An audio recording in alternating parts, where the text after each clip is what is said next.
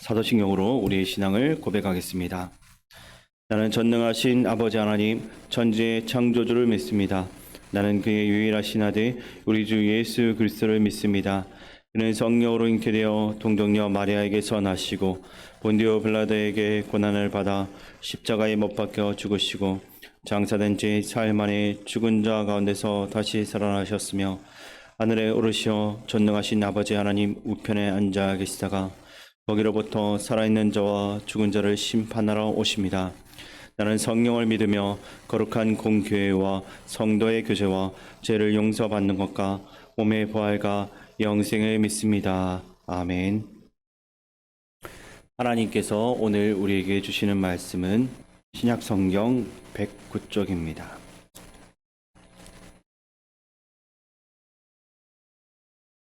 누가복음 10장을 교독하겠습니다.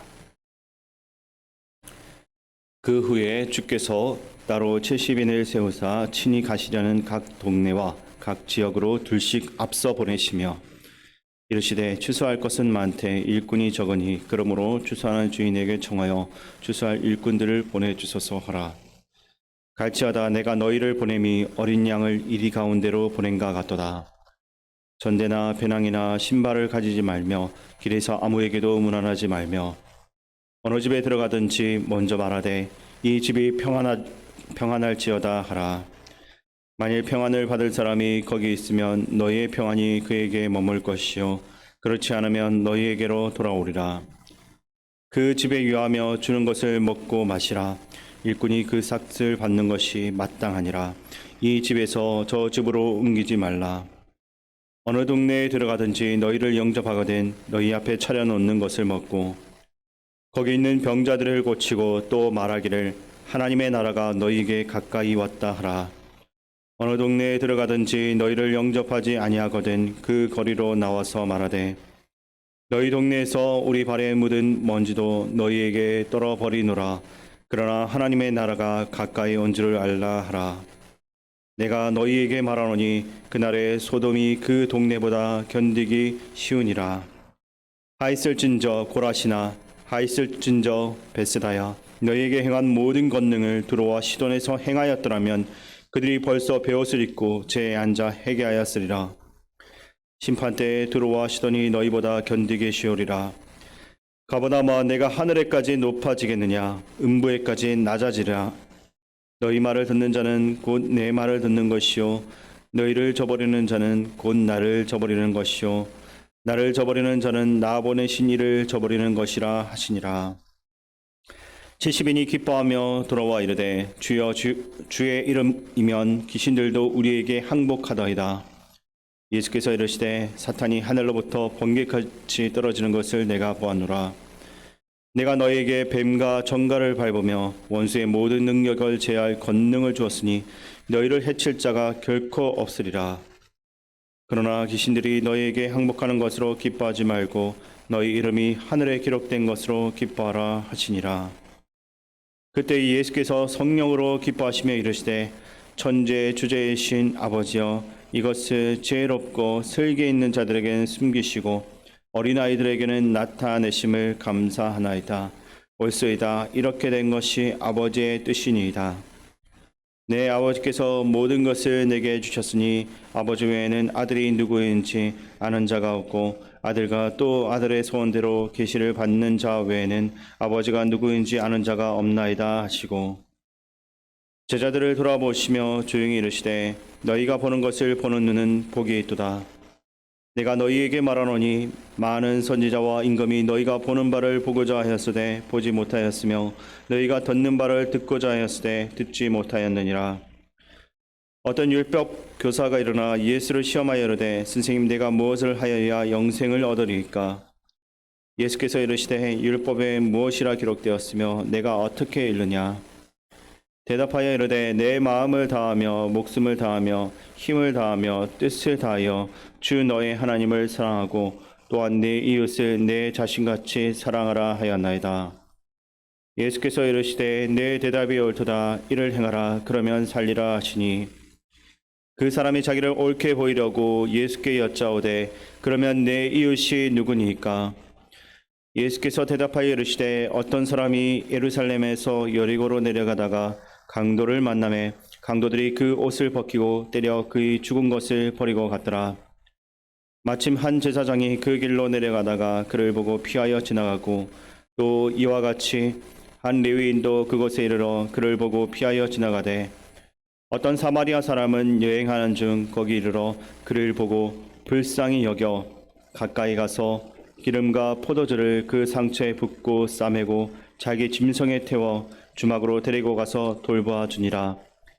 그 이튿날 그가 주막 주인에게 데나리온 둘을 내어주며 이르되 이 사람을 돌보아 주라.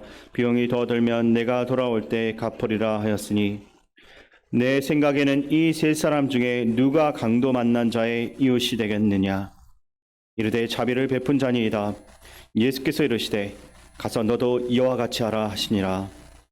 그들이 길 갈 때 예수께서 한 마을에 들어가심에 마르다라 이름하는 한 여자가 자기 집으로 영접하더라. 그에게 마리아라 하는 동생이 있어 주의 발치에 앉아 그의 말씀을 듣더니 마르다는 준비하는 일이 많아 마음이 분주한지라. 예수께 나와 이르되 주여 내 동생이 나 혼자 일하게 두는 것을 생각하지 아니하시나이까. 그를 명하사 나를 도와주라 하소서. 주께서 대답하여 이르시되 마르다야 마르다야 내가 많은 일로 염려하고 근심하나 몇 가지만 하든지 혹은 한 가지만이라도 족하니라. 마리아는 이 좋은 편을 택하였으니 빼앗기지 아니하리라 하시니라. 아멘. 오늘 본문 말씀은 70인 전도대 파송과 선한 사마리아인의 비유 이야기를 담고 있습니다. 먼저 본문 1절과 2절을 제가 한 번 더 읽어드리겠습니다. 그 후에 주께서 따로 70인을 세우사 친히 가시려는 각 동네와 각 지역으로 둘씩 앞서 보내시며 이르시되 추수할 것은 많되 일꾼이 적으니 그러므로 추수하는 주인에게 청하여 추수할 일꾼들을 보내주소서 하라. 아멘. 12절까지 우리가 보게 되면 예수 그리스도는 70명을 세워가지고 하나님 나라와 회개할 것에 대해서 선포하도록 하셨습니다. 예수님은 선발된 70명의 사람들이 복음을 전하게 하셨고 그들이 가는 곳마다 샬롬을 선언하게 하셨습니다. 그들이 외치는 샬롬을 받을 사람이 있다면 하나님의 샬롬이 그들 위에 임할 것이며 그렇지 않다면 그들이 외친 샬롬은 자신들에게 돌아갈 거다라는 것을 말씀하셨습니다. 이처럼 우리가 하나님의 복음을 전하는 것은 주님의 주시는 그 평안을 얻는 행위인 것입니다. 또한 복음을 거절하고 제자들을 영접하지 않는 동네들이 받게 될 심판은 훨씬 강력한 것이었습니다. 예수님은 유황불의 심판을 받았던 소돔과 같은 그보다 더 견딜 수 없는 심판이 찾아올 것임을 선포하게 하셨습니다. 예수님의 제자들을 거부한다라는 것은 사실 제자들이 아닌 예수님의 뜻을 완전히 저버린 것이기 때문입니다. 17절부터 20절까지는 70인의 전도 여행을 마치고 돌아와 보고하는 내용을 담고 있습니다. 보고의 내용은 주의 이름으로 귀신들이 자기들에게 항복하였다라는 보고입니다. 이처럼 예수님의 이름은 귀신을 내쫓아버릴 수 있는 큰 권능이 있습니다. 그러나 스게와의 7 아들들이 참 신앙이 없는 상태로 예수님의 이름을 마치 어떤 마법 주문처럼 함부로 부르다가 오히려 악기 들린 사람으로부터 해를 입었던 사실을 감안해 볼 때 그분의 이름을 통한 기적은 그것을 행하는 사람의 신앙의 태도와 불가분의 관계가 있다는 것을 분명히 보여주고 있습니다. 귀신을 내쫓음으로 기뻐하고 있던 제자들에게 예수님께서는 너희의 이름이 하늘에 기록되는 것으로 기뻐하라라고 말씀하셨습니다. 결국 하나님의 관심은 영혼 구원에 있음을 제자들에게 다시 한 번 더 일깨워 주신 것입니다. 이어서 21절 말씀을 우리 함께 읽겠습니다. 그때 예수께서 성령으로 기뻐하시며 이르시되 천지의 주제이신 아버지여 이것을 지혜롭고 설계 있는 자들에게는 숨기시고 어린아이들에게는 나타내심을 감사하나이다. 옳소이다. 이렇게 된 것이 아버지의 뜻이니이다. 아멘. 21절에서는 예수님께서 성령으로 인하여 기뻐하며 기도하시고 한 영혼이 어린아이와 같이 순수한 자들에게 나타내심에 감사를 표현하시고 있습니다. 이처럼 구원을 얻는 믿음이라는 것은 인간의 다른 박질이나 어떤 특별한 열심으로서가 아니라 선물로서 주어지는 것임을 말씀하고 있는 것입니다. 이어서 공간복음 중 누가복음만이 가지고 있는 특수한 이야기가 나오는데 한 율법 교사가 선생님, 내가 무엇을 하여야 영생을 얻으리까? 라고 질문을 합니다. 율법 교사란 당시에 성경만을 전문적으로 연구하는 사람을 말합니다. 그러니까 율법 교사는 이미 정답을 알고서 질문을 한 것입니다. 그러나 자신의 지식으로 예수님을 공격하기 위해 이러한 질문을 했던 것입니다. 물론 예수님도 다 알고 계셨습니다. 정답뿐만이 아니라 율법 교사의 의도도 분명히 알고 계셨다라는 것을 우리는 알 수 있습니다. 그래서 이렇게 반문을 하십니다. 율법에 무엇이라 기록되었으며 내가 어떻게 읽고 있느냐. 그러자 율법 교사가 대답을 합니다. 그 대답이 27절인데 27절 말씀을 제가 읽어드리겠습니다. 대답하여 이르되 내 마음을 다하며 목숨을 다하며 힘을 다하며 뜻을 다하여 주 너의 하나님을 사랑하고 또한 내 이웃을 내 자신같이 사랑하라 하였나이다. 아멘. 참 좋은 대답이고 이것이 성경의 핵심입니다. 그렇기 때문에 예수님도 내 대답이 옳도다. 이것을 행하라. 그러면 영생을 얻을 수 있을 것이다. 라고 말씀을 하시는 것입니다. 그러자 율법학자는 또다시 질문을 합니다. 그러면 내 이웃이 누구입니까? 라고 질문을 하고 있습니다. 이번에도 율법학자는 몰라서 질문을 한 것이 아닙니다. 자신이 옳게 보이기 위해서 질문을 했습니다.